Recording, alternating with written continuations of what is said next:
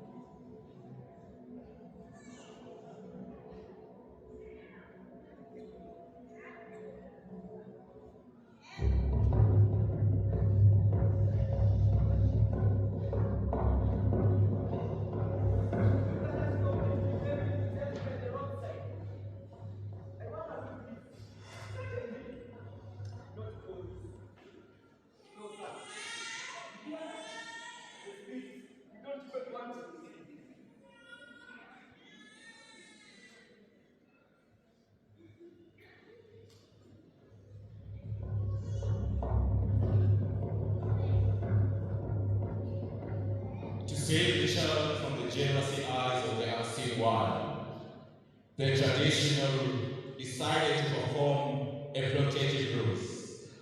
This was a trick to confuse the spirits.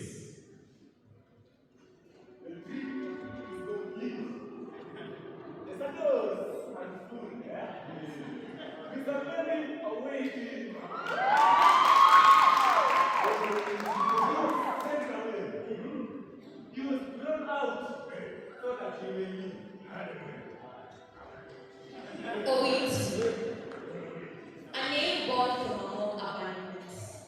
A name that meant he was decided by the earth. He could be preserved by heaven. The world was changing. The spirits of the forest were about to meet the people of the king.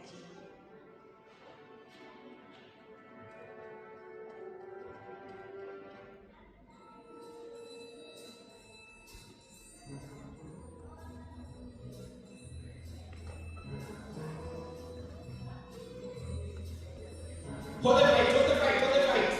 They are not referees on the scene. Red card to both of you for tempo dancing and for tempo smiling. But for the final judgment, let me call upon the man of God. Sailors, be behind. Come and break the bread of truth to us. Arguments destroy the team, brothers. The Bible teaches us in Proverbs that a soft answer turns away wrath, but a harsh word stirs up anger. We came to play, not to win. Shake hands. Let the game continue with this. Come on. No people say us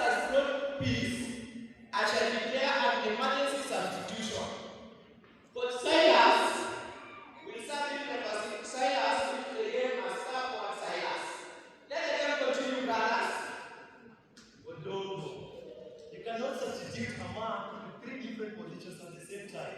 The rules of the game do not allow it. In Kisumu, we allow it. Let the game continue. Show them what you do for sale.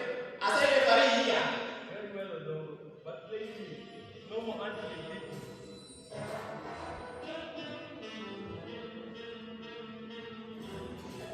As the 1960s turned into 70s, the voice of salvation experienced an explosive organic expansion. It was no longer just a radical movement under the mango tree, but it became a powerful transmission out. It was no longer just a church. 30 years later down the line, the boy from Maseno Mission School, now a man of Nyadi, now a man of Sky, now a man of high distinction in colonial Kenya, Silas Java Agrey Owiti. And then he was baptized by the late Archbishop Festus for land between the tender age of 15 to 18 in Maseno Mission School. And then he was given to uphold a religion that's yet to unfold. He is no longer in the dark, but a prominent civil servant. From Kisumu to the vast agricultural depots of Butere, and finally to the massive stores of Ngoma, Silas Javan Agrey Owiti was the master of the grain. He held a lucrative government position. He had security. He had the respect of the white man's administration. He had a salary. He had a pension awaiting. His precision with numbers and flawless command of the empire's language and his public promotions. But by 1952, a different kind of anger was sweeping through Kenya. A spiritual revival known as the East African Revival was shaking through the colony.